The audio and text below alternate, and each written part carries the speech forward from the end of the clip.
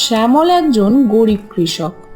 অন্যের জমিতে চাষ করে তাদের দুজনের সংসার চলে, কিন্তু কয়েকদিন ধরে তার বড্ড অভাব চলছে। এমনই একদিন এভাবে আর কতদিন বলো গিন্নি? বুঝলে, হাতের অবস্থা তো ভালো না। এখন কি হবে আমাদের? তাহলে তুমি চাষবাস শুরু করবে কিভাবে?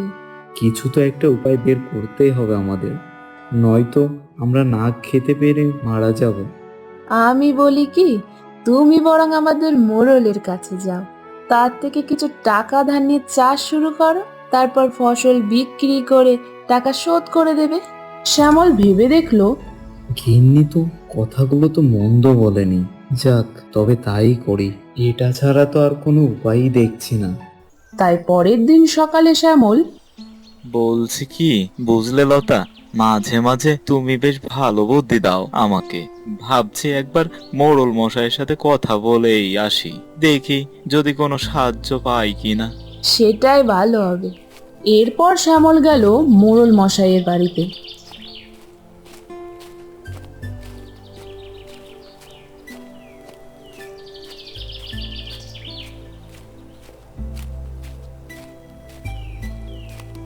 তিনি বারান্দায় বসে কাগজ পড়ছিলেন। আগে মোড়ল মশাই, পেন নাম নেবেন? মোড়ল কাগজের থেকে চোখ তুলে দেখলো শ্যামলকে, বলল, আরে শ্যামল যে, তা কি মনে করে হঠাৎ তুমি এখানে? আগে মোড়ল মশাই, একটা মস্ত বিপদে পড়েই আপনার কাছে এসেছি। আমার কিছু টাকা দিয়ে সাহায্য করুন। আমি চাষের ফসল বিক্রি করে আপনার সব টাকা শোধ করে দেব। আপনিই পারেন আমাকে সাহায্য করতে। মোড়ল একটু ভেবে বলল, কিন্তু এভাবে হঠাৎ করে এসে সাহায্য চাইলে তো আর সাহায্য করা যায় না। তুমি বরং কালই এসো, দেখি তোমার জন্য কিছু করতে পারি কিনা। তাহলে কালই আসি মোড়ল মশাই। শ্যামল আর কোনো উপায় না পেয়ে বাড়িতে ফিরে এলো।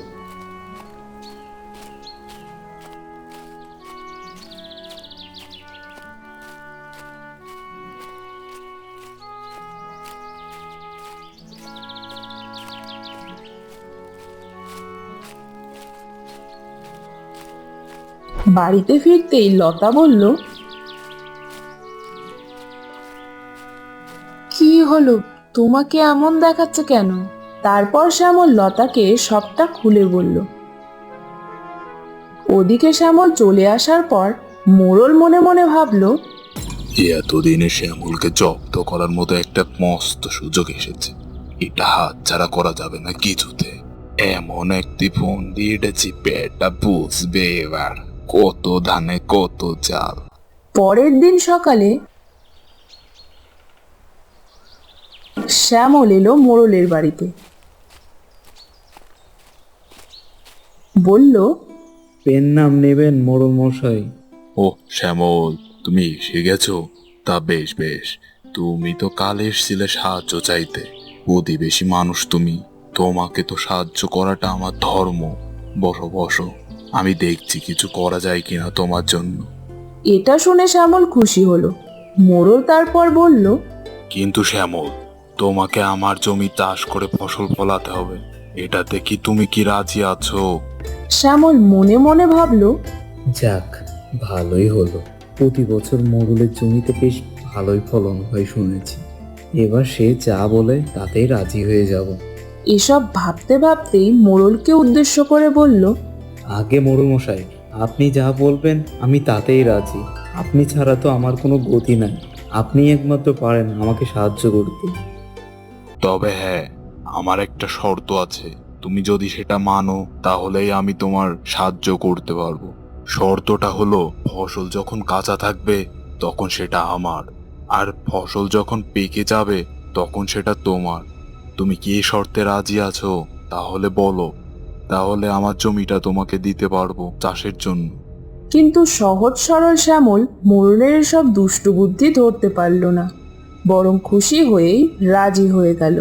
বলল, ঠিক আছে মোড়ল মশাই, আপনি যেমনটা বলবেন আমি রাজি আছি। তাহলে আসি আজ। এবার শ্যামলকে জব্দ করা যাবে। এদিকে মোড়ল মনে মনে খুব খুশি শ্যামলকে জব্দ করতে পেরে। একটা ব্যাগ দেখিয়ে বলল, এই নাও, এতে তোমার চাষের জন্য বীজ রয়েছে, তুমি এটা নিয়ে যাও আর কাল থেকে কাজ শুরু করে দাও। বেশ কিছুদিন পর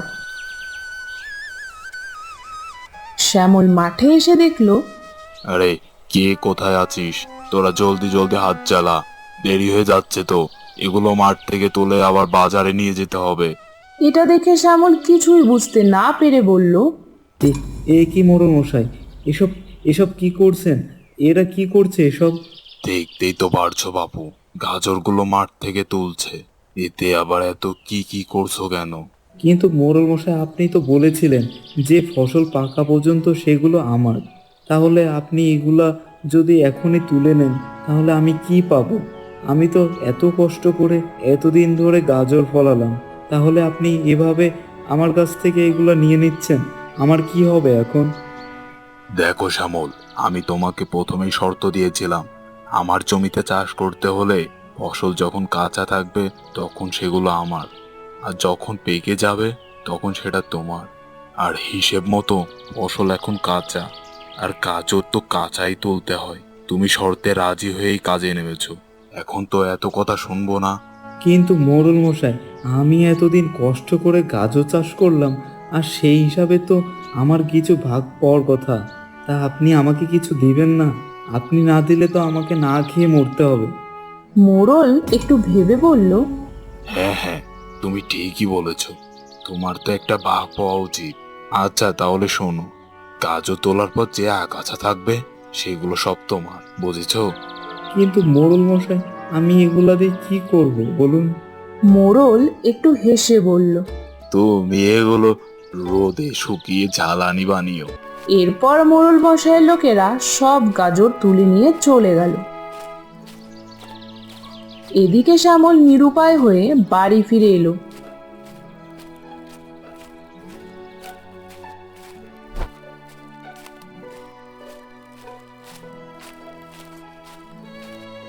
তাকে দেখেই লতা বলল, কি হলো, তোমাকে এমন দেখাচ্ছে কেন? আর বলো না গিন্নি, তাহলে শোনো। শ্যামল তখন সবটা খুলে বলল লতাকে। সব শুনে লতা বলল, হায় হায় হায়, এবার কি হবে? এত কষ্ট করে তুমি শেষে কিনা এই আগাছা পেলে। শোনো, এইবার আবার গিয়ে বলবে যে চাষের ফসল যখন কাঁচা থাকবে তখন সেটা তোমার, আর যখন পেকে যাবে তখন সেটা মোড়ল মশাইয়ের। শ্যামলও মনে মনে ভেবে দেখলো, বুদ্ধিটা বেশ ভালোই দিয়েছে গিন্নি। যাক, এবার মোড়ল মশাইকে জব্দ করার একটা সুযোগ পেয়েছি। তাই সে কিছুদিন পর আবার মোড়লের কাছে গিয়ে বলল, মোড়ল মশাই, মোড়ল মশাই, আমি আবারও এসেছি আপনার জমিটা চাষের জন্য। বেশ বেশ, সেটা তো ভালো কথা। আর তুমি হলে আমার প্রতিবেশী, তোমাকে সাহায্য করাটা তো আমার ধর্ম। কিন্তু মোড়ল মশাই, এইবার ফসল যখন কাঁচা থাকবে তখন সেটা আমার, আর ফসল যখন পেকে যাবে তখন সেটা আপনার। ঠিক আছে, তাহলে তাই হবে। এ নাও ব্যাগটা, নিয়ে যাও আর কাল থেকে কাজে লেগে পড়ো। শ্যামল চলে যাওয়ার পর মোড়ল মনে মনে হাসলো আর ভাবলো, এমন একটি ফোন দিয়ে এটেছি, পেটটা বুঝবে এবার, কত ধানে কত চাল। বেশ কিছুদিন পর শ্যামল মাঠে কাজ করছিল। এমন সময় মোড়ল এলো। আর তার সাথে বেশ কয়েকজন লোক। মোড়ল মশাইকে দেখেই শ্যামলের আগের বারের কথা মনে পড়ে গেল। তাদের দেখে শ্যামল বলে উঠল, আগে মোড়ল মশাই, আপনি এই অসময়ে তা ভুল করে চলে এসেছেন নাকি? মোড়ল হেসে বলল, আরে তুমিই তো বলেছিলে এই ফসল পাকলে তবেই আমি পাবো, আর তুমি নেবে কাঁচা থাকলে। কাঁচা থাকতে যখন আলুগুলো তুলে নাওনি, তাহলে আলু এখন পরিপক্ক, সুতরাং এই আলুগুলো শর্ত হিসাবে তো আমারই। আবারও মোড়ল মশাই আমার সাথে এইরকম কাজ করলো, এখন কি হবে আমার? শ্যামল এইবার বুঝতে পারল মোড়লের চালাকি। সে ইচ্ছে করে এইবার আলুর বীজ রেখেছিল। এরপর আগের বারের মতোই মোড়ল তার লোকজন দিয়ে মাঠ থেকে সব আলু তুলে নিয়ে চলে গেল, আর যাওয়ার সময় শ্যামলের ভাগ হিসেবে রেখে গেল সব আগাছাটুকু। এই জন্যই বলে কোনো কাজ করার আগে ভালো করে সেটা ভেবে দেখতে। তো বন্ধুরা, কেমন লাগলো আমাদের আজকের এই গল্পটি? ভালো লাগলে অবশ্যই আমাদের চ্যানেলটিকে সাবস্ক্রাইব করে দিও। ধন্যবাদ।